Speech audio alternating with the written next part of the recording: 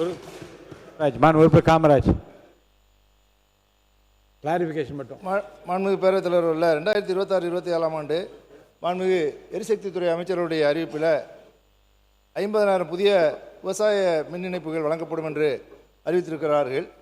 நான் மின்சாரத்துறை அமைச்சர்களை கேட்டுக்கொள்வதெல்லாம், கடந்த 2025 டிசம்பர் மாதம் தட்கல் திட்டத்தில் தமிழகம் முழுவதும் 10,000 விவசாயிகளுக்கு மும்முனை மின்சாரம் இணைப்பு வழங்குவதாக விவசாயிகளிருந்து விண்ணப்பம் பெறப்பட்டு தகுதி அடிப்படையில் மின் இணைப்பு வழங்க 7.5 ஹெச்பிக்கு 2.25 லட்சமும், 10 ஹெச்பிக்கு 3 லட்சமும், 15 ஹெச்பிக்கு 4 லட்சம் வரை கட்டணம் நிர்ணயிக்கப்பட்டு விவசாயிகளும் கடனை உடனே வாங்கி போட்டு கட்டி இன்றைக்கு மின் இணைப்புக்காக காத்து கொண்டிருக்கிறார்கள். அதில் டெல்டா மாவட்டத்தில் மட்டும் 2,839 பேர் பணம் கட்டி காத்திருக்கிறார்கள். இந்த நிலையில் அவர்களுக்கு 432 பேருக்கு மட்டுமே மின் இணைப்பு வழங்க அனுமதி கிடைத்திருக்கிறது. அவர்களுக்கு இன்னும் இணைப்பு வழங்கப்படவில்லை. எனவே விவசாயிகளுக்கு உரிய மின் இணைப்பை மாண்புமிகு அமைச்சர் அவர்கள் விரைவிலே வழங்குவதற்குரிய நடவடிக்கை எடுப்பார்களா? இந்த நேரத்தில் விவசாயத்துக்கு தண்ணீர் வராதால் விவசாயிகள் மிகவும் கஷ்ட நிலையில் இருக்கிறார்கள். அவர்களுக்கு உதவிட அரசு முன்வருமா என்பதனை மாண்புமிகு பேரவைத் தலைவராக மாண்புமிகு அமைச்சர்களை கேட்டு வருகிறேன். கிளாரிஃபிகேஷன் மட்டும் அலோவ் பண்ணியிருக்கேன். மாண்புமிகு உறுப்பினர் செந்தில் பாலாஜி பேசுனதுனால அவருக்கு. மாண்புமிகு பேரவைத் தலைவர்களே, 2 கருத்துக்கள். மாண்புமிகு மின்துறை அமைச்சர் பேசுகின்ற பொழுது கடந்த 5 ஆண்டுகளில் மின் வளர்ச்சி திட்டங்களே எதுவும் இல்லை என்றதைப் போலவும், அதேபோல் மின் விநியோகத்திற்கான கட்டமைப்பை உருவாக்கப்படவில்லை என்பதைப் போலவும் ஒரு கருத்தை தெரிவித்தார். நீங்கள் வெளியிட்ட வெள்ளை அறிக்கையை ஒரு கணம் நீங்கள் திருப்பி பாருங்கள். எவ்வளவு துணை மின் நிலையங்கள் அமைக்கப்பட்டிருக்கின்றன, எவ்வளவு புதிய மின்மாற்றிகள் அமைக்கப்பட்டிருக்கின்றன, எவ்வளவு EHT line, HT line, LT line எவ்வளவு அமைக்கப்பட்டிருக்கிறது என்பதை நீங்களே வெள்ளை அறிக்கையில் மிக தெளிவாக வெளியிட்டிருக்கின்றீர்கள். அதேபோல் அனல் மின் உற்பத்தி திட்டங்கள், நீரேற்று பாசன திட்டங்கள், எத்தனை திட்டங்கள் எடுத்துக்கொள்ளப்பட்டன, அதனுடைய மதிப்பீடு எவ்வளவு செலவுகள் செய்யப்பட்டிருக்கின்றன, மீதம் இருக்கக்கூடிய பணிகள் 94 விழுக்காடு வரை முடிக்கப்பட்ட பணிகள் உள்ளிட்ட அனைத்தையும் உங்களுடைய வெள்ளை அறிக்கையிலும் மிக தெளிவாக தெளிவிடப்பட்டிருக்கின்றன. எனவே எவ்வளவு ஆள் பற்றாக்குறை இருந்தாலும் கூட 93,000 மில்லியன் யூனிட் 2020-21 தமிழ்நாட்டினுடைய உச்சபட்ச மின்சார மின் நுகர்வு. அதையே 1,19,000 மில்லியன் யூனிட் வரை எந்தவித தடையும் இல்லாமல் 5 ஆண்டுகளில் மிக நேர்த்தியான மின் விநியோகத்தை செய்த அரசு திராவிட மாடல் அரசு. அதே போல ஒரே ஒரு கருத்து சார், அவ்வளோதான் சார், முடிச்சு பதவி உயர்வு பொறுத்த வரைக்கும் சீனியாரிட்டி தான் இருக்கும். அதில் எந்தவித தவறும் நடக்கிறதுக்கு வாய்ப்பு இல்லை. அதனால் மிக தெளிவாக யாராவது ஒருத்தர் சீனியாரிட்டி தவறுனா கூட அவங்க நீதிமன்றத்துக்கு போவாங்க, எங்களுக்கு கிடைக்கல அப்படின்னு சொல்லி. அதனால் அதில் எந்த விதமான மாற்று கருத்து உங்களுக்கு இருக்க வாய்ப்பு இல்லை. அனல் மின் திட்டங்களாக இருந்தாலும், அதே போல் ரூப்டாப் சோலாரை பற்றி இங்கே நீங்கள் சொன்னீங்க, அதில் எதோ சிறப்பு கவனங்கள் செலுத்தலை அப்படின்னு சொல்லி சொன்னீங்க. 2020-21 வெறும் 24 மெகாவாட் தான் rooftop solar. 2025-26 404 megawatt rooftop solar அமைக்கப்பட்டிருக்கு. அதே போல் நீங்கள் ரினியூவல் எனர்ஜிக்கு 2 மண்டலங்கள் மாற்றி அமைக்கப்பட்டு 5ன்னு சொல்லியிருக்கீங்க. இப்போ 5 அலுவலகத்துலேயும் ஏடி மட்டும்தான் இருக்காங்க. எஸ்சிசி எல்லாம் சென்னையில் இருக்காங்க. அவங்க ஒரு அப்ளிகேஷன் ஒரு ரிப்பேர் சொன்னாங்கன்னா அந்த ஏடி சென்னைக்கு தகவல் சொல்லி இங்கேருந்து அதுக்கு பிறகு அனுமதிகளை பெற்றுத்தான் அந்த பணிகளை செய்ய முடியும். அப்போ முதலீடு போட்டவங்க தன்னுடைய சோலார் உற்பத்தி நிலையம் 1 நாள் 2 நாள் 3 நாட்கள் உற்பத்தி செய்ய முடியாமல் அவங்களுடைய உற்பத்தியை மின்சார வாரியத்துக்கு கொடுக்க முடியாத ஒரு சூழல் ஏற்படக்கூடிய நிலை இருக்குது. அதனால் இதே போல் இன்னொன்று ஒரு கருத்து, ஒரே நிமிஷம் அமைச்சர், ஒரு நிமிஷம் நான் சொல்லி முடிச்சிடறேன், இருக்கிற சொல்கிறேன் நான்.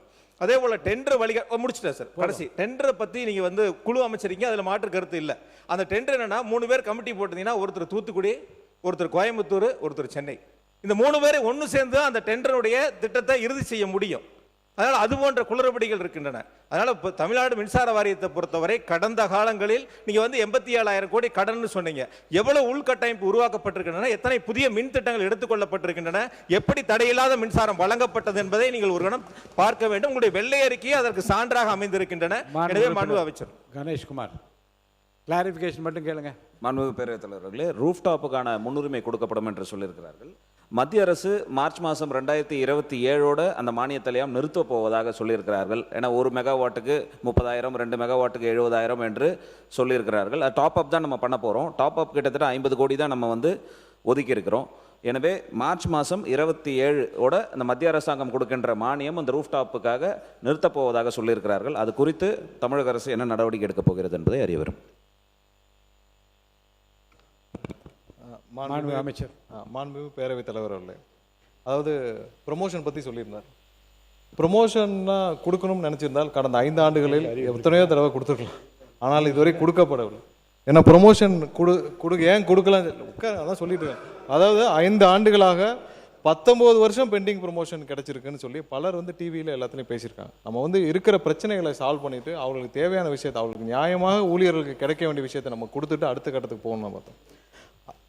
அதே நேரத்தில் கடந்த 5 ஆண்டுகளில் பல திட்டங்கள் அதாவது ஜென்ரேஷனுக்காக, அதாவது மின்சாரத்தை உற்பத்தி செய்ய ஜென்ரேஷனுக்காக எந்த புது திட்டங்களும் தொடங்கப்படல. இதெல்லாம் பழைய திட்டங்கள். அதாவது உப்பூர்லாம் வந்து பார்த்தீங்கன்னா 2010 தொடங்கப்பட்ட திட்டங்கள், 2014 தொடங்கப்பட்டது. அந்த திட்டங்களும் முடிக்கப்படாமல் அப்படியே பெண்டிங்கில் தான் இருக்குது.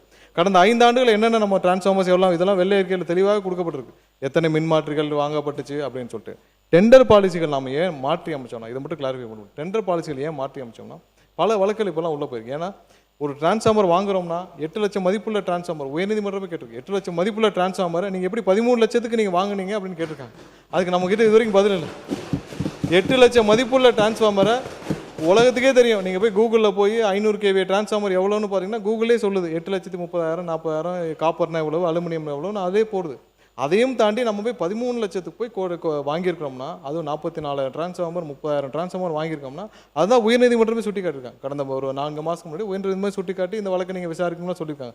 ஸோ இது போன்ற தவறுகள் நடக்காமல் இருக்கிறதுக்கு காரணக்காக தான் நம்ம வந்து எஸ்டிமேஷனை ஒரு இவ்வளோ பெரிய நிறுவனம் 40,000 டிரான்ஸ்ஃபார்மர் வாங்குகிறோம்.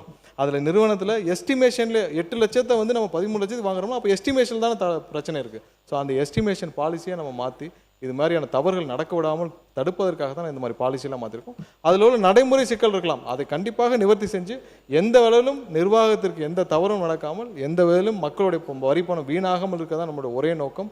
அதை கடந்து இந்த நிறுவனம், அதாவது மின்சார வாரியம், லட்சக்கணக்கான கோடிக்கணக்கான மக்களுடைய வாழ்வாதாரம், லட்சக்கணக்கான பேருக்கு நேரடியாக இன்னைக்கு வேலை கொடுத்துருக்க ஒரு நிறுவனம். இந்த நிறுவனம் அடுத்த கட்டத்திற்கு போகணும், இந்த நிறுவனம் உயிர் பெறணும்.